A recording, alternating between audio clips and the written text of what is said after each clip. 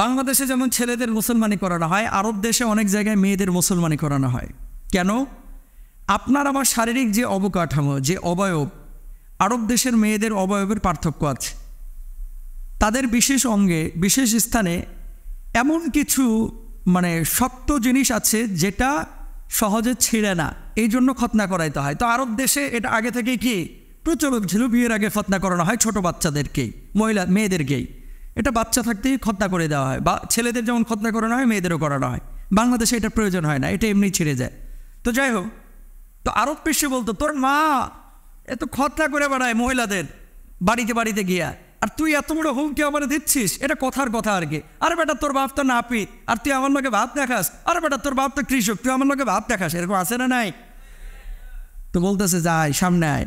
সামনে আসছে, দিচ্ছে তরবারি দিয়ে কোপ, দেহ থেকে মাথাটাকে আলাদা করে ফেলেছে।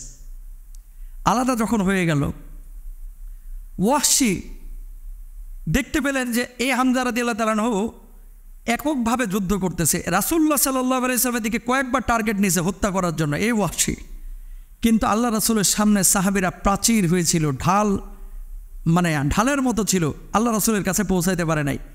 এমনভাবে বর্ষা নিক্ষেপ করেছে, হযরত হামজা রাদিয়াল্লাহু তাআলা আনহু নাভির নিচ দিয়ে বর্ষাটা ঢুকে একেবারে আপনার নিচ দিয়ে বাইরে হয়ে গেছে। আল্লাহু আকবার বলেন না। হামজা রাদিয়াল্লাহু তাআলা আনহু যখন ওই দিক দিয়ে বর্ষাটা বের হয়ে গেল, উনি তারপরে ক্ষিপ্র গতিতে ওয়াহশীর দিকে দৌড়ে এসেছে তাকে হত্যা করবে বলে, কিন্তু আর পারলেন না। রক্তক্ষরণ হয়ে তিনি দুনিয়া থেকে বিদায় নিয়ে চলে গেলেন। যখন তিনি শহীদ হয়ে গেলেন, হযরত হামজা রাদিয়াল্লাহু তাআলা আনহু শহীদ হয়ে যাওয়ার পরে হামজা রাদিয়াল্লাহু তাআলা আনহু লাশটাকে এই ওয়াহশীরা দেখতে পেল যে আবু সুফিয়ানের স্ত্রী হিন্দা এসে তার বুক ফেরে কলিজাটাকে বের করে চিবিয়ে চিবিয়ে কখনো মাটিতে ফেলছে, কখনো খেয়েছে। কানটাকে কেটেছে, নাকটাকে কেটেছে, কাটার পরে আঙ্গুল কেটেছে, এগুলোকে সুই দিয়ে ফুরিয়ে মালার মতো বানায় গলায় নিয়ে নিয়ে ঘুরতেছিল। কেন? কারণ তার বাবাকে বদর যুদ্ধে এই হযরত হামজা রাদিয়াল্লাহু তাআলা আনহু হত্যা করেছিল। যুদ্ধের ময়দানে কাফের সামনে পেয়েছে, হত্যা করে ফেলেছে। এই কাফেরগুলো এখন প্রতিশোধ নিল উহুদের ময়দানে। আল্লাহ রাসূল সাল্লাল্লাহু আলাইহি ওয়াসাল্লাম মক্কা বিজয়ের পরে এই ওয়াহশী যখন সামনে গিয়েছে, বলেছে ওয়াহশী তুমি আমার সামনে কখনো আইসো না, কারণ আমার চাচার লাশটা আমার এখনো মাথায় ভাসে, আমি সহ্য করতে পারি না ভাতিজা হিসাবে। আমার পিতৃতুল্য চাচাকে যেভাবে তোমরা ন্যাক্কারজনকভাবে হত্যা করেছো, যদিও তুমি ইসলাম কবুল করেছো, পরবর্তীতে ইসলাম কবুল করেছিল, কিন্তু আমি আমার চাচার কথা ভুলতে পারি না, তুমি আমার সামনে আইসো না। আল্লাহু আকবার বলেন। দেখেন এই যে ওয়াহশী এই কাজটা যে করেছিল, এই কাজটা কি ছোট অপরাধ না বড় অপরাধ? আপনারা বলেন তো। বড় অপরাধ। মক্কা বিজয়ের পরে ওয়াহশী পালায় গেল কোথায়? সিরিয়ায়। সাহাবা রিদওয়ানুল্লাহি আলাইহিম আজমাইন সিরিয়ায় যায়া ওয়াহশীর সাথে দেখা, তখন তাকে দাওয়াত পেশ করলেন যে ইসলামের মধ্যে আস। আল্লাহর নবীর কাছে ওয়াহশী চিঠি লিখে পাঠাইলেন। কি খবর পাঠাইলেন? আল্লাহ নবী মুহাম্মদ সাল্লাল্লাহু আলাইহি ওয়াসাল্লামকে বললেন, ওগো মুহাম্মদ সাল্লাল্লাহু আলাইহি ওয়াসাল্লাম, ইসলাম আমি কবুল করতে চাই, কিন্তু একটা আয়াত আমাকে ইসলাম কবুল করতে দিচ্ছে না। এই আয়াতটা আমাকে ইসলাম কবুল করতে বাধা দিচ্ছে, এটা নিয়ে আমি ভয়ের মধ্যে আছি। সে আয়াতটা কি? ওয়াল্লাযীনা লা ইয়াদউনা মা'আল্লাহি ইলাহান আখার ওয়া লা ইয়াকতুলুনা আন-নাফসাল্লাতী হারামাল্লাহু ইল্লা বিল হক ওয়া লা ইয়াজনুন ومن يفعل ذلك يلقى أثاما।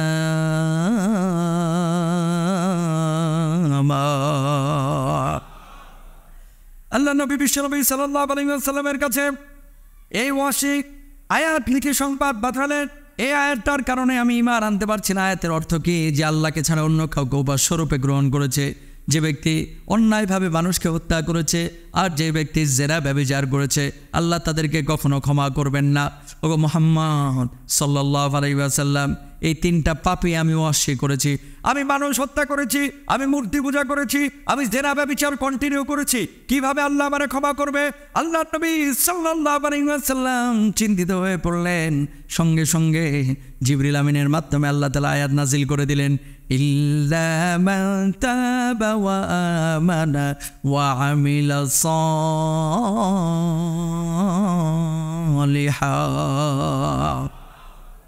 আল্লাহ রাব্বুল আলামিন আয়াত নাজিল করলেন, তুমি জেনা করেছো, মানুষ হত্যা করেছো, আল্লাহ ছাড়া অন্য কাউকে উপাস্যরূপে গ্রহণ করেছো, তুমি যদি তওবা করে ফিরে আসো আর যদি সৎ কাজ করো, আমি আল্লাহ রব্বুল আলামিন তোমার জীবনের গুনাহ খাতাগুলি মাফ করে দেব।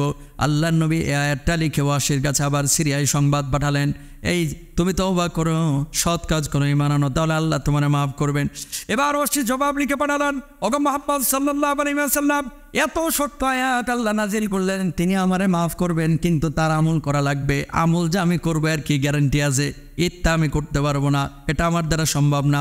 আবার আল্লাহর নবীর কাছে সংবাদ পৌঁছালো, আল্লাহর নবীর কাছে সংবাদ পৌঁছালো, ওগো মুহাম্মদ সাল্লাল্লাহু আলাইহি ওয়াসাল্লাম, আল্লাহ যে শর্ত দিয়েছেন এই শর্ত তো আমি মানতে পারবো না।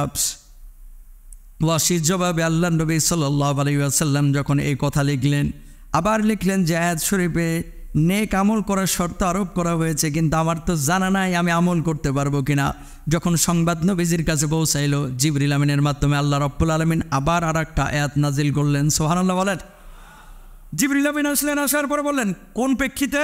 ইল্লা মান তাবা ওয়া আমানা ওয়া আমিলা সালিহান, যে তওবা করবে এবং সৎ কাজ করবে আল্লাহ তারা ক্ষমা করে দেবে। এবার ওয়াসি নবীজিকে লিখে পাঠাচ্ছেন, এটাও তো একটা শর্ত, আমি যে সৎ কাজ করতে পারবো এর কি গ্যারেন্টি আছে? সুতরাং আমি ঈমান আনতে পারবো না। জিবরিল আমিনকে আল্লাহ বললেন, যা একটা আয়াত নিয়ে চলে যা, আবার হাবিবকে যা বল যে আমি আল্লাহ তাআলা এই আয়াতটা নাজিল করেছি। বলুন সুবহানাল্লাহ। আয়াতটা কি?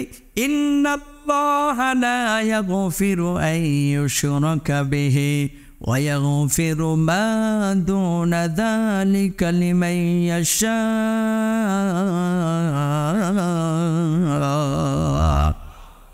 যে ব্যক্তি আল্লাহর সাথে শিরিক করবে না, আল্লাহ তাকে ক্ষমা করবেন। ইন্নাল্লাহা লা ইয়াগফিরু আন ইউশরাকা বিহি, আল্লাহর সাথে শিরিক করলে আল্লাহ ক্ষমা করবে। ওয়া ইয়াগফিরু মা দুনা যালিকা লিমান ইয়াশা, তবে যাকে ইচ্ছে আল্লাহ ক্ষমা করে দিতেও পারেন। এবার ওয়াসির কাছে যখন এই আয়াত পাঠানো হবে, ওয়াসি বলতেছে, ওয়া ইয়াগফিরু মা দুনা যালিকা লিমান ইয়াশা, এটা আবার আল্লাহ লিখলো কেন? যে আল্লাহ যাকে ইচ্ছে ক্ষমা করে দিতে পারেন, এখন ওর মধ্যে তো আমি নাও পড়তে পারি। আল্লাহু আকবার বলেন না। নবীজির কাছে লিখে পাঠালেন, ওয়া ইয়াগফিরু মা দুনা যালিকা লিমান ইয়াশা, এই শর্ত আবার আল্লাহ দিলেন কেন? আল্লাহ রাব্বুল আলামিন জিবরিল আমিনকে বললেন, জিবরিল আমিন দেরি করিস না, দেরি করিস না, যা যা যা আমার হাবিবের কাছে আয়াত নিয়ে যা।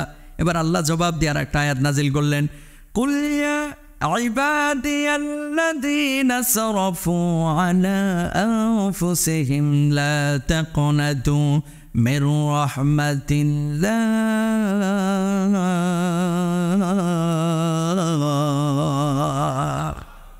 ইন্নাল্লাহা ইয়াগফিরুদ যুনুবা জামিআ ইন্নাহু হুয়াল গফুরুর রাহিম। লা তাকনাতু মির রাহমাতিল্লাহ, ও গোলাম, নিজের নফসের উপরে যারা জুলুম করেছো, পাপ করেছো, মানুষ হত্যা করেছো, জেনা করেছো, ব্যভিচার করেছো, একবার দুইবার কেন শতবার তুমি জেনা করেছো, আবার ফিরে এসেছো, আল্লাহর কাছে মাপ চেয়েছো, তওবা করেছো, সৎ কাজ করেছো, ফাউলাইকা ইউবাদদিলুল্লাহু লাকুম সাইয়্যাতিহিম হাসানাত, যদি তওবার মতো তওবা করতে পারো, আমি আল্লাহ রাব্বুল আলামিন তোমার সব গুনাহগুলোকে সওয়াবে রূপান্তরিত করে দেব। লা তাকনাতু মির রাহমাতিল্লাহ, আল্লাহর রহমত থেকে নিরাশ হয়ে না। আল্লাহর নবী এই আয়াত লিখে আবার সিরিয়ায় ওয়াসির কাছে পাঠাইলেন। ওয়াসি বলতেছে, এই তো জায়গা মতো আয়াতটা পাইছি, গেলেও আল্লাহর নবীর কাছে চলে আসলেন। আসার পর বলছেন, ইয়া রাসূলুল্লাহ, কালিমা পড়ায়া দেন। আল্লাহর নবীর কাছে এসে ইসলাম কবুল করে নিলেন। কেউ কেউ বলছেন না, আল্লাহর নবীর কাছে আসেন নাই, চিঠি যার মারফত গিয়েছে ওই সাহাবীদের কাছেই কালিমা পড়ে মুসলমান হয়ে গেছেন। আল্লাহু আকবার বলেন না। তার মানে কি? ওয়াসির মতো একজন মানুষ যে জেনা করেছে, যে মানুষ হত্যা করেছে, যে মূর্তি পূজা করেছে, ওয়াসির চাইতে আপনার পাপ অনেক কম, অনেক কম। আল্লাহ কি তাকে ক্ষমা করে নাই? করছে কি করে নাই? সুতরাং হতাশ হবেন না, নিরাশ হবেন না, আশাবাদী হবেন কার ওপরে? আল্লাহর উপরে আশাবাদী হবেন। মাফ করবেন কে? আল্লাহ সুবহানাহু ওয়া তাআলা।